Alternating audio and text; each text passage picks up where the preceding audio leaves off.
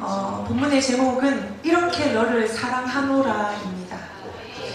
본문을 다시 한 번만 보게 되면요, 제가 읽어볼게요. 이스라엘아 들으라. 우리 하나님 여호와는 오직 유일한 여호와이시니 너는 마음을 다하고 뜻을 다하고 힘을 다하여 내 하나님 여호와를 사랑하라 라고 명령하십니다. 근데 오늘 이 본문 명령하시는 이 하나님, 너는 마음, 뜻, 힘을 다하여 여호와 하나님, 유일하신 여호와 하나님을 사랑하라라고 명령하시는 이 명령 앞에, 이 사랑의 명령 앞에 우리가 어떻게 그 유일하신 여호와 하나님을 사랑할 수 있으며 그 명령에 순종할 수 있는지에 대해서를 어떻게 사랑할까를 얘기하기 이전에 우리 힘으로 어떻게 하나님을 사랑할 수 있겠습니까? 그래서 오늘 이것을 역으로 이 말씀을 좀 묵상하고 생각해 보기를 원하는데요. 차차 좀 말씀을 들어가 보기 전에 먼저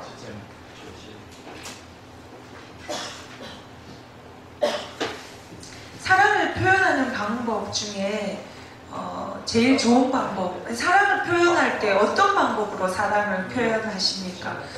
굳이 뭐 사랑을 표현한다라는 이런 말을 떠나서 우리는 내가 사랑하고 있으면 일단 어떻게 내 행동이 이렇게 변화됩니까? 내 행동이 시작됩니까? 사랑을 하면은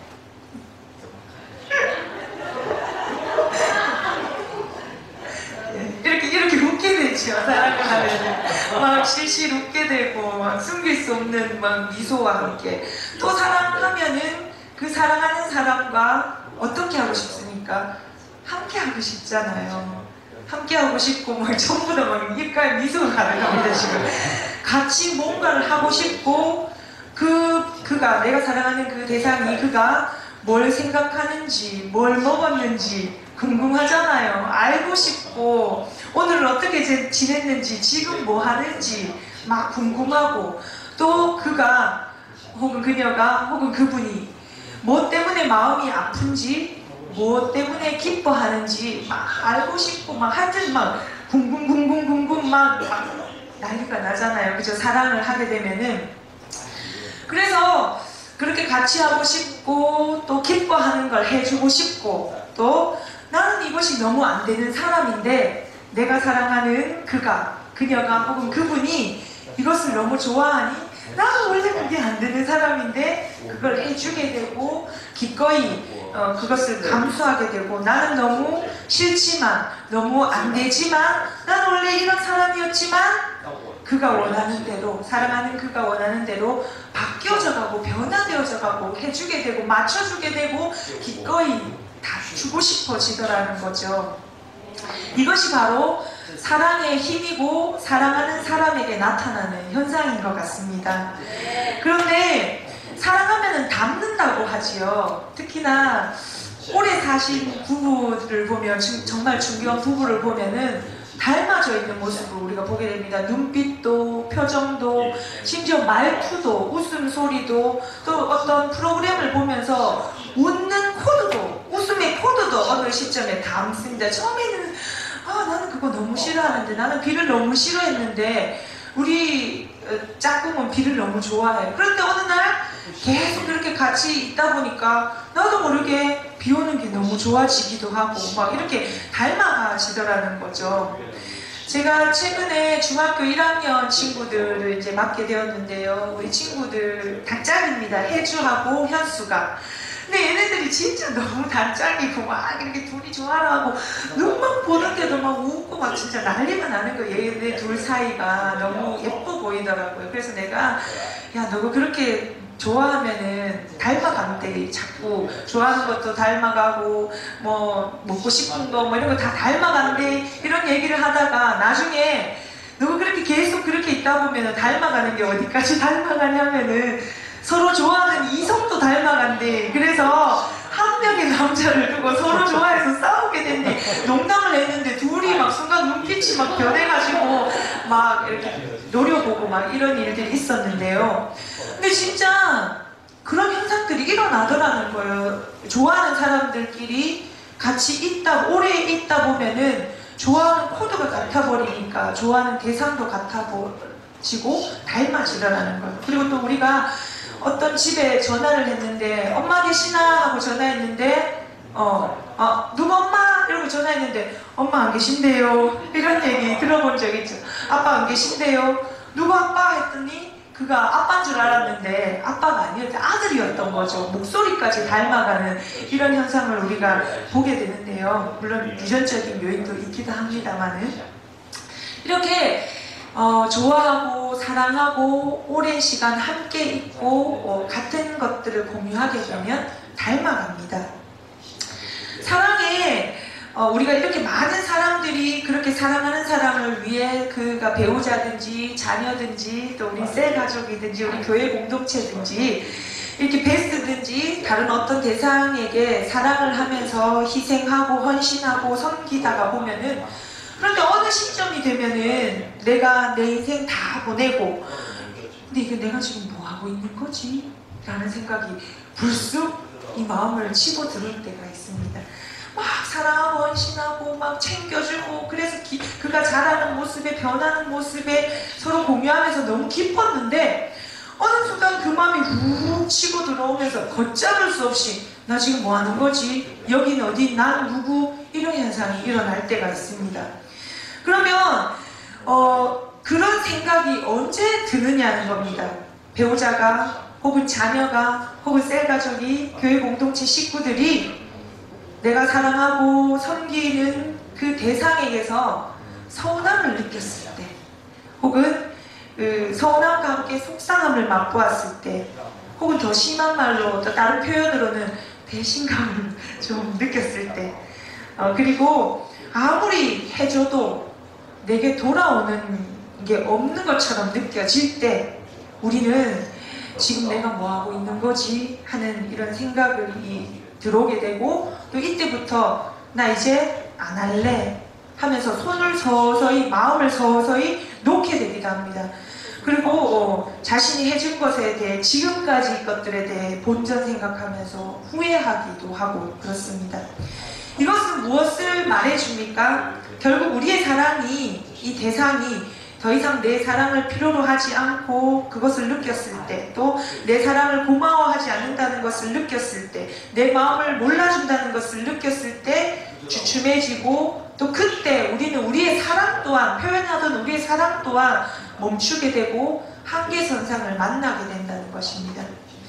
오늘 본문에 등장하는 이 본문 우리를 이스라엘 백성들을 향하여 요구하시는 하나님의 사랑은 요구하시는 사랑, 명령의 사랑은 마음과 힘과 뜻을 다하여 요 하나님을 사랑할 것을 명령하시는데요. 먼저는 이 명령 앞에 우리가 그냥 무턱대고 하나님을 마음과 뜻과 힘을 다하여 사랑하기란 쉽지가 않습니다. 우리가 뭔데 무슨 힘으로 어떻게 해요? 감히 그분을 나 자신도 사랑하기가 힘든데요. 그렇지 않습니까? 그런데 하나님께서 이 사랑을, 이 명령을, 이 말씀은 이스라엘 백성들이 생명과도 같이 여기는 말씀입니다. 그래서 우리가 읽지는 않았지만 그 뒷구절의 말씀을 보면 이 말씀을 지키라고 말씀하시고 그 후손들에게 가르치라 말씀하시고 문설주에도 또 미간에도 또 손목에도 기호로 삼아 붙이고 앉으나 서나 가르치며 지키며 할 것을 명령하십니다. 요구하십니다. 그런데 먼저는 이 사랑을 우리가 예전에 우리 목사님께서도 그런 설교를 한번 하신 적이 있는데요. 사랑 어디서 배웠습니까? 라는 설교가 기억나시는지 모르겠습니다. 사랑 결국 하나님께 배워야 합니다. 우리도 마찬가지입니다. 마음을 다하고 뜻을 다하고 힘을 다하여 주 너의 여호와 하나님을 사랑하라라고 했는데 이 사랑 하나님께 배워야 한다는 겁니다. 역으로요 하나님은요 우리에게 먼저는 이 사랑을 보여주셨습니다. 제가 말씀을 다시 한번 읽어볼게요. 4절 말씀을 5절 말씀 4절 말씀을 보면요 여러분 잘 들어보십시오. 정미야 들으라. 너의 하나님 여호와는 오직 유일한 여호와이시니 그는 마음을 다하고 뜻을 다하고 힘을 다하여 너를 사랑하노라.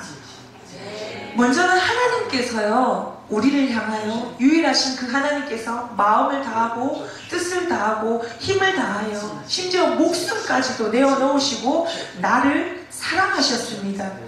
그 사랑을 먼저 보여주셨기 때문에 하나님 또한 우리를 향하여서 그렇게 하라고 명령하시는 것입니다. 아까도 말했지만요, 사랑하면요, 사랑의 관계가 되면은요, 같이 있고 싶어지고 뭐든지 그가 하는 대로 나도 하고 싶어지고 그렇게 같이 오랜 시간 있다 보면은요, 눈빛만 봐도 뭘 얘기하는지 알게 되어지고 또 그렇게 닮아가신다고 했잖아요. 저는 그냥 이것을 단순히 명령으로 생각했을 때 막 숨이 턱 차오르잖아요.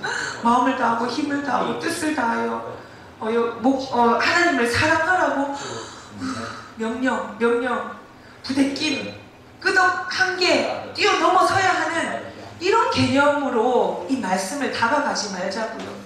그냥 하나님께서 먼저, 그 유일하신 하나님께서 우리를 먼저 다가오셔서 마음을 다하고 뜻을 다하고 힘을 다하여 우리를 사랑해 주셨습니다. 심지어 목숨을 내어주시면서 우리를 사랑하셨습니다. 지금도 사랑하십니다. 그래서 그 사랑을 보여주시면서 함께 하기를 원하십니다. 닮아가기를 원하신다는 것입니다. 우리가 진정한 사랑은 조건이 없다라는 표현을 많이 쓰는데요. 우리 하나님의 사랑을 생각해 보면은요, 우리 입장에서는 진짜 하나님의 사랑은 정말 조건이 없었습니다. 그런데 하나님의 입장에서는요, 대가가 있었습니다. 하나님의 사랑을 이야기할 때 값없이 주신 사랑이라는 표현을 쓰고 또 그 표현이 맞기도 한데요. 죄로 죽은 우리를 살려주는 대신 우리에게 무슨 값을 지불하셨습니까? 하나님께서는요. 바로 하나밖에 없는 독생자 예수 그리스도를 하나님께서 핏값으로 지불하시고 우리의 생명을 살리셨습니다.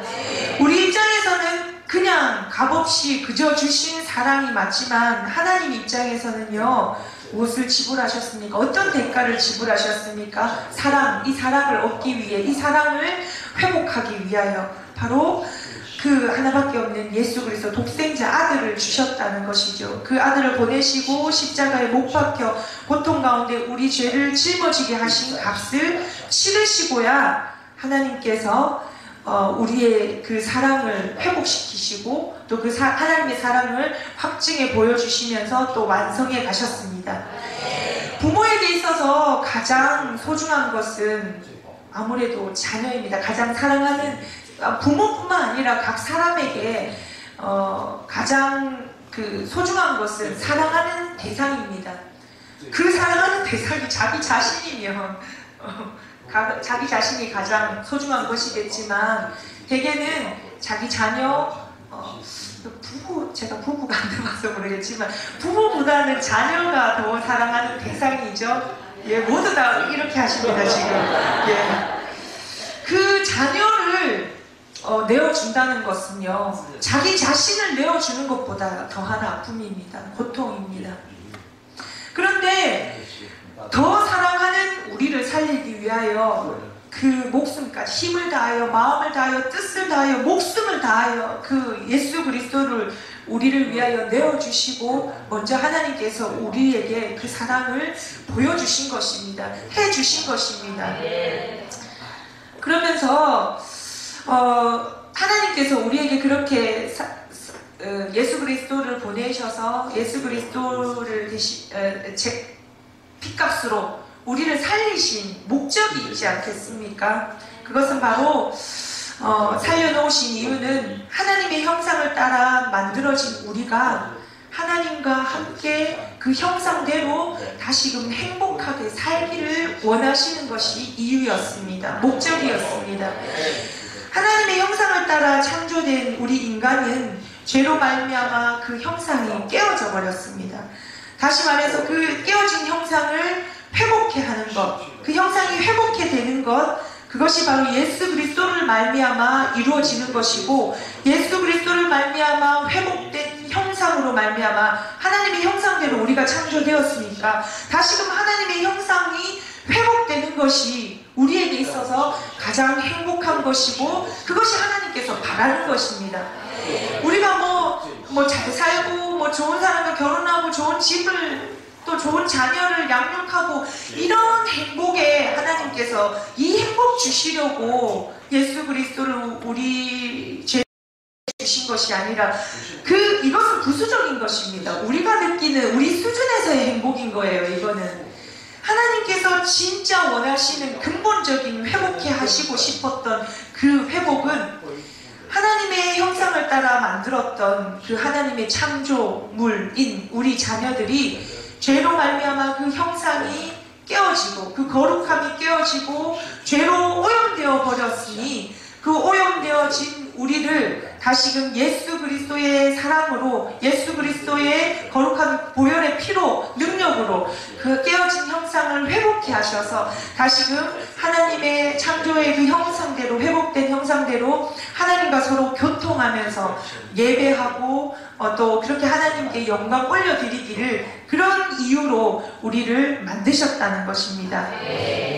그렇다면요 우리가 이렇게 하나님께 그 이사야 43장에도 나오지만 이 백성은 내가 나를 위하여 지었나니 나를 찬송하게 하려 함이라. 하나님을 찬송하게 하기 위하여 하나님의 형상 그대로 지음받은 그 목적 그대로 찬송하게 하기 위하여 만들어졌던 우리가 그렇게 죄로 인하여 미워하고 거룩하지 못하고 또 죄를 미워하고 거룩하고 공동체를 통해서 살아가며 또 사랑하며 살아가는 것이 가장 행복한 삶이라는 것을 하나님께서 먼저 그렇게 보여주셨고 또 우리가 그렇게 살아가도록 만들어 놓으셨는데 가끔 우리가 거룩하게 살기를 원하시는 그 하나님의 형상대로 창조 목적대로 살기를 원하시는 그 목적대로 살지 못할 때 하나님께서는 온갖 방법으로 때로는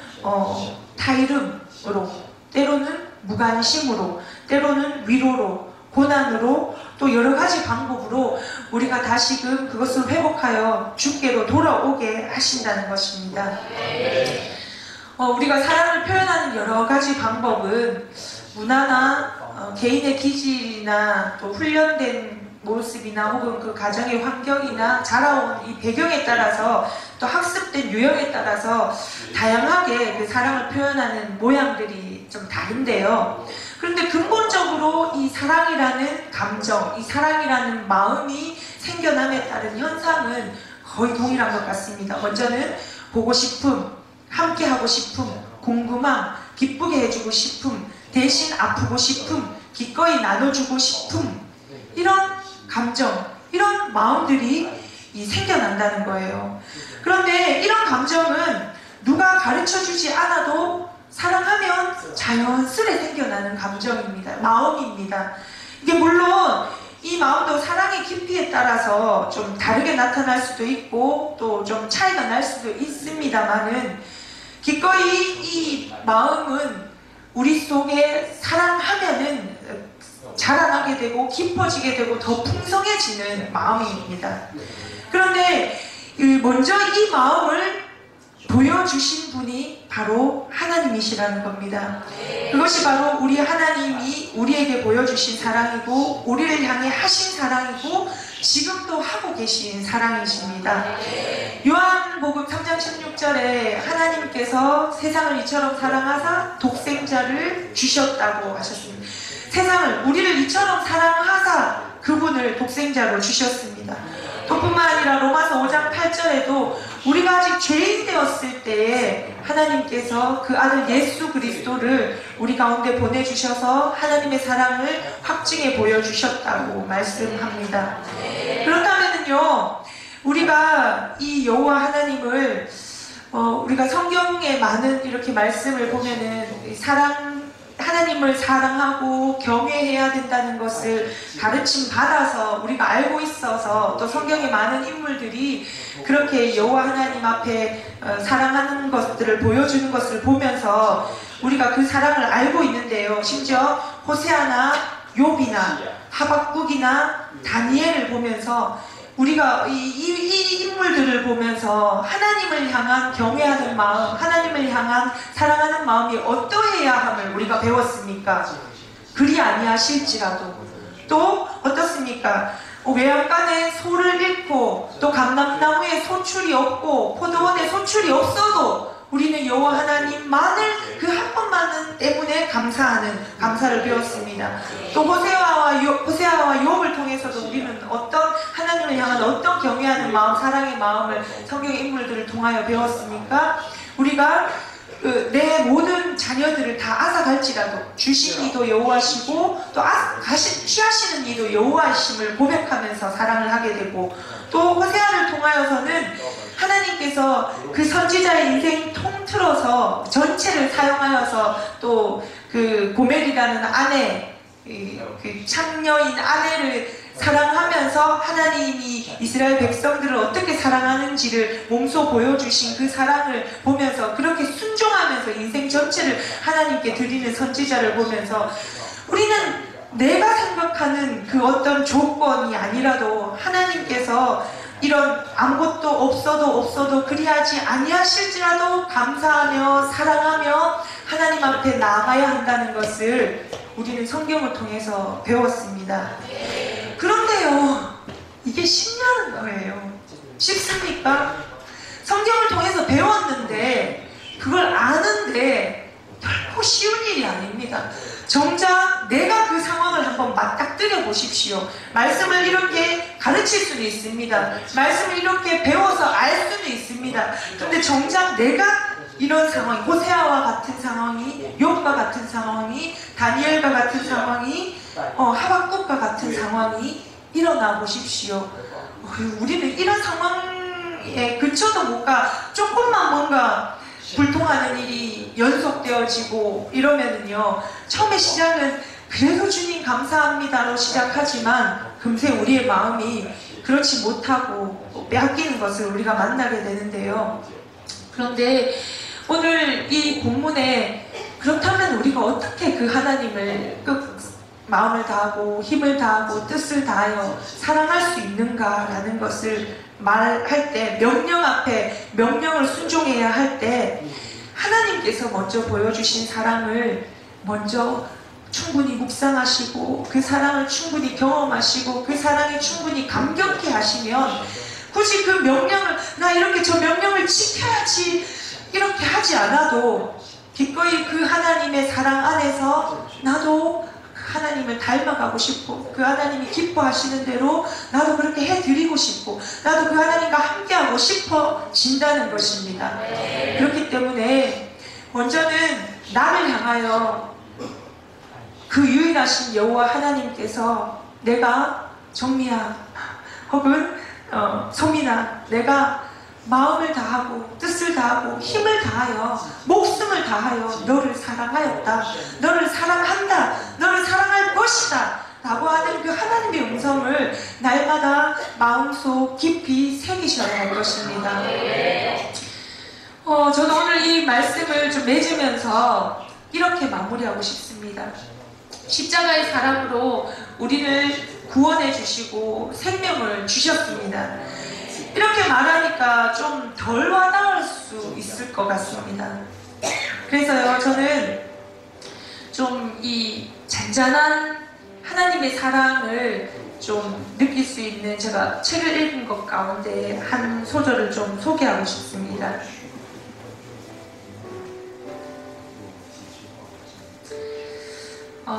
한나 오나드가 지은 나의 발을 사슴과 같게 하사라는 책인데요.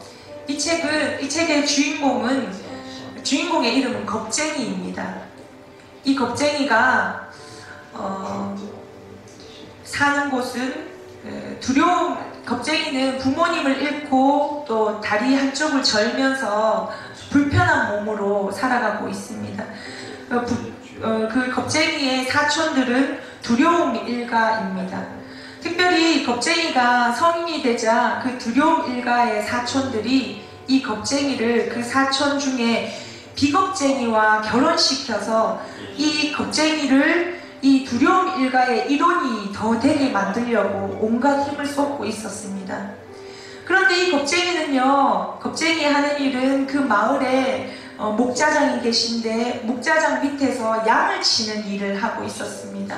그래서 아침과 저녁이면 목자장과 약속한 장소에, 양들이 있는 장소에 가서 목자장의 지시를 받고 양을 치는 일을 하였는데요. 이 겁쟁이가 다리도 절고 늘 두려움이 많고 또 이 두려움 일가 속에 있는 이 사람이라서 겁도 많은 이 겁쟁이가 이제 나이가 들어서 그 일가에서 비겁쟁이와 결혼을 시키려고 하자. 그것이 너무 싫어서 도망가고 싶은데 달리 도망갈 방법이 없는 거예요. 그래서 늘 마음 힘들어하면서 있는 찰나에 그 목자장이 무엇 때문에 그러는지 물었더니 이런 사실을 토로하고 그래서 도와줄 것을 요청하게 됩니다. 그러자 이 목자장이 나는 네가 그 말을 해주기를 기다렸다. 언제나 네가 도와달라고만 하면 언제든지 가서 도와줄 마음을 먹고 있었는데 너는 한 번도 나에게 도와달라고 요청하지 않았다 라고 하면서 이제부터는 그러면 내가 너를 도와줄 것이니 힘들고 어려운 일이 있으면 늘 언제든 나를 불러라, 요청하라 라고 말했고 또 이 두려움 일가에서 벗어날 수 있는 방법을 이야기해 주면서 그 목자장과 함께 영원한 그 높은 곳, 너를 사슴과 같게, 너의 발을 사슴과 같게 하여서 가볍게 뛸 수 있는 높은 곳으로 그 산으로 인도할 테니까 이제 더 이상 이 두려움의 일가가 있는 이 산골짜기에서 벗어나자, 나를 따라오겠느냐라고 했더니 겁쟁이가 그렇게 하겠습니다 라고 했습니다. 그래서 이 겁쟁이와 이 목자장이 겁쟁이를 이제 데려갈 것을 약속한 날에 밖에서 노래를 부르면 나오라고, 그 신호를 보낼 테니까 나오라고 했습니다. 그랬는데 이 겁쟁이가 그렇게 하겠다고 하고 집으로 돌아갔습니다. 돌아가는 길에 비겁쟁이를 만났어요. 비겁쟁이가 자기와 결혼하자고 막 괴롭히자 자기는 뿌리치며 얼른 집으로 들어가서 문을 닫고 있는데 그러고 이제 시간이 지났습니다. 그런데 그 두려움 일가의 사촌들이 몰려온 거예요. 그 다음날이 되어서 이 겁쟁이는 이제나 저제나 목자장이 노래를 부르며 밖에서 신호를 보내실까 나를 부르실까 하고 기다리고 있었는데 오전이 다 지나고 정오가 되어도 목자장은 오지 않았습니다. 그런데 오후가 되어서 두려움 일가의 사람들이 막 몰려온 거예요. 그래서 이 겁쟁이를 막 겁박하고 또 겁쟁이가 도망갈까봐 문을 걸어 잠그고 그러면서 두려움 일가의 일원이 되기를 비겁쟁이와 결혼하도록 막 권면하고 막 설득하고 막 이렇게 하고 있었어요. 그런데 마치 그때에 밖에서 목자장의 노랫소리가 들려옵니다. 나의 사랑, 나의 사랑, 나의 어여쁜 자여 일어나 함께 가자 하면서 목자장의 노랫소리가 들리는데 그 노랫소리에 그 두려움 일가 사람들도 이 겁쟁이가 도와달라고 소리를 지를까봐 순식간에 쭝하게 되고 그리고 그 두려움 일가에 있는 소심쟁이가 겁쟁이의 입을 틀어막으면서 아무 소리도 내지 못하도록 막 겁박하고 소리 내지 못하도록 손으로 입을 막아버렸습니다. 너무 세게 입을 막는 바람에 기진할 지경에 이르렀고 목자장은 그렇게 밖에서 오랫동안 노래를 부르다가 양들과 함께 지나가 버렸습니다.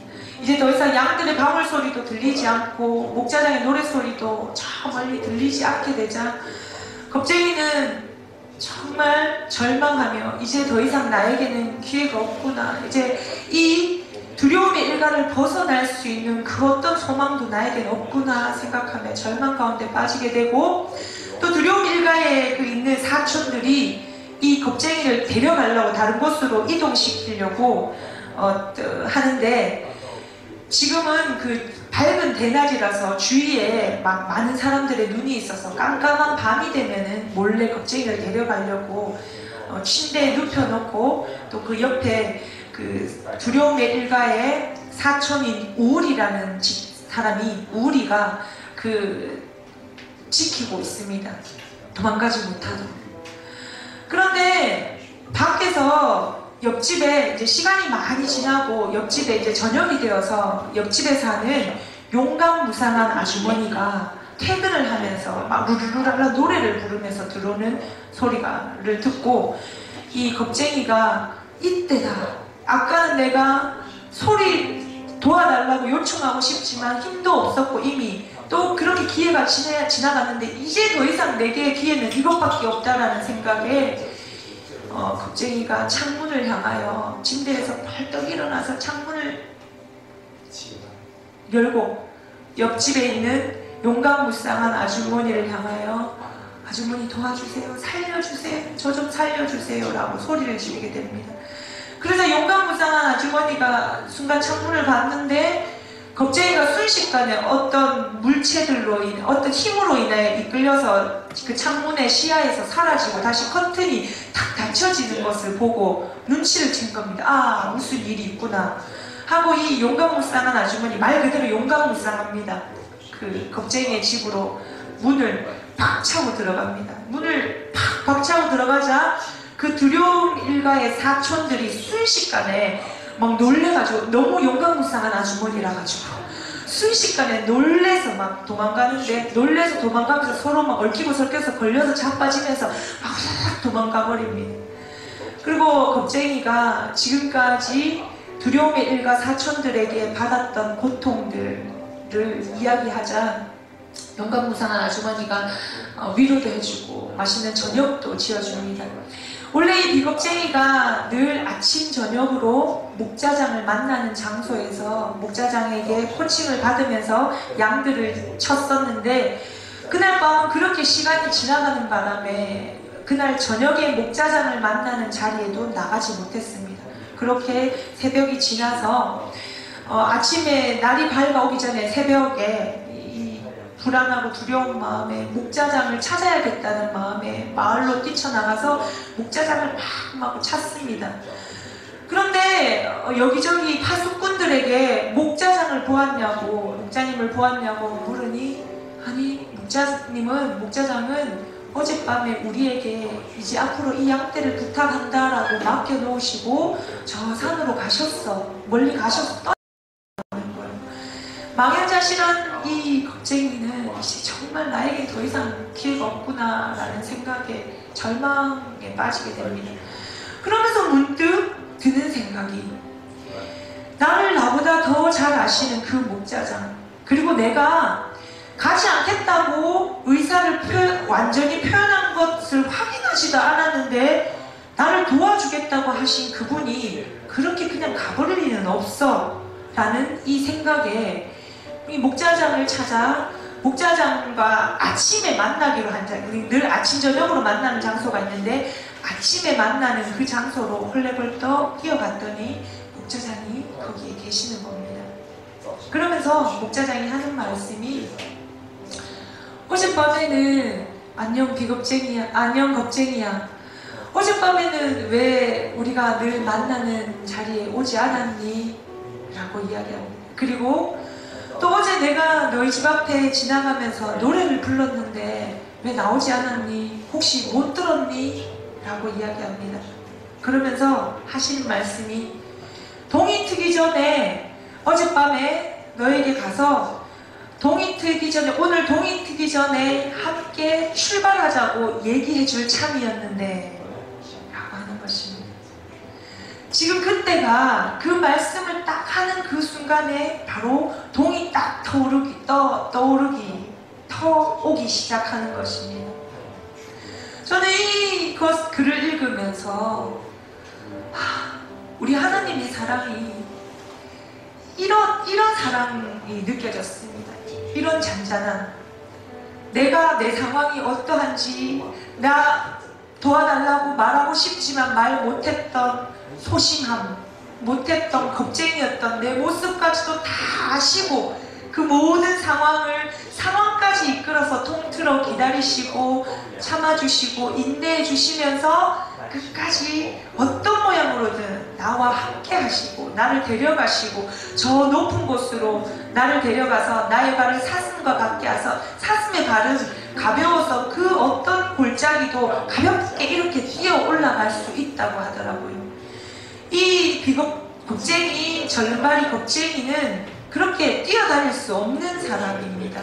그런데 하나님께서 우리를, 이 겁 많은 우리를 그렇게 사랑하시고 또 이끄셔서 우리의 발을 사슴과 같게 이렇게 가볍게 하셔서 우리와 동행하는 그 어디든지 가볍게 움직일 수 있도록 우리를 이끌어 주시는 그 사랑, 기다림, 배려 앞에 우리는 뭐 날마다 느끼는 엄청난 무슨 기적 같은 어떤 그런 사랑이 아니라 늘 나와 동행하시며 잔잔하게 사랑하시고 함께 하시는 그 사랑을 느낄 수가 있게 되는 것 같습니다.